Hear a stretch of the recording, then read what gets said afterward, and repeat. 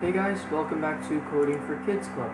Today we'll be finishing the car game that we started 3 weeks ago.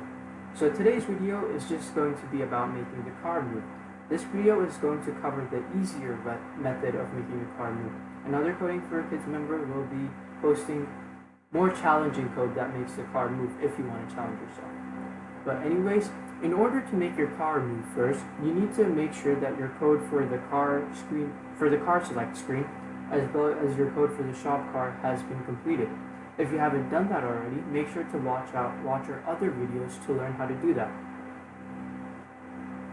But if you guys have that done, let's move on. So, as you can see, I have my code for the different sprites and the shop car done. All I have left is to make the race car move. Okay, so you want your code to start when the screen switches to the race car track. So in order to do that, you first have to go into your events category and then pick the event block which says when backdrop switches to not car select but racetrack 1, you want the code to make the car move to start. And just to lay out the points of the guidelines that our code's going to follow, we want our car to move the fastest when it's on the gray track. We want our car to move slower when it's on the grass because cars face resistance on the grass, so they have to move slower. And we want our car to bounce back when it hits one of the purple barriers. And similarly, we also want our car to turn when we hit our left and right arrows. So we're going to have to change the degrees that the car is facing in order to make a turn. Okay, first things first, we first need to make our car move forward when it's on the gray track. So in order to do that, I'm going to go into my control blocks and drag an if-then. So I want the car to move forward when my up arrow is pressed and it's on the gray track.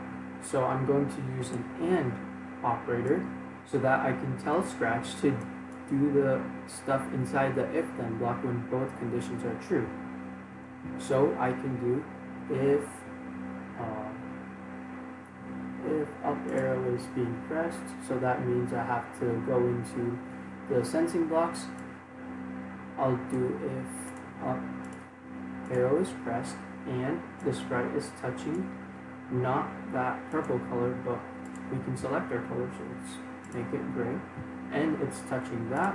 We want our car to move forward 5 steps.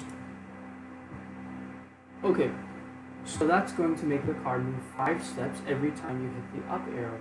Later, we're going to be putting all the code in a forever loop so that it's repeatedly checked and you don't have to continuously hit your up arrow to make the car move forward. You can just hold it down. Anyways, we want our car to move forward even when it's on the grass, but it just has to move forward slower. So we're just going to copy this or duplicate this, and then when up arrow key is pressed and it's touching the green color, so go into your eyedropper tool and pick the green color, you want your car to move forward at a slower rate.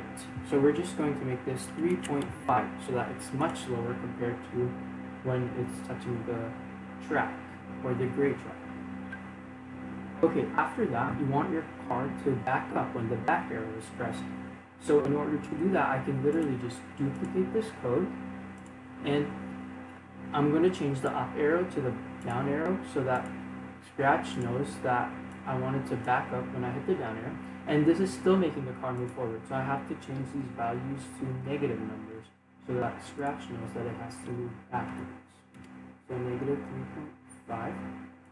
And the same principles are reflected in the backwards moving because it moves backward faster when it's touching the gray track, and it moves backward slower when it's touching the green track. So that's how you make the car move forward and backward. Next, we're going to make the car turn. So once again, we're going to use an if-then block because we want to use our sensing key and make it move when a certain key is pressed. So I'm going to go back into control and pick another if-then block. Actually, I'm going to do 2 because we need to make our car move both left and right. So if the left key is pressed, so left arrow is pressed, we want our car to rotate counterclockwise by 5 degrees.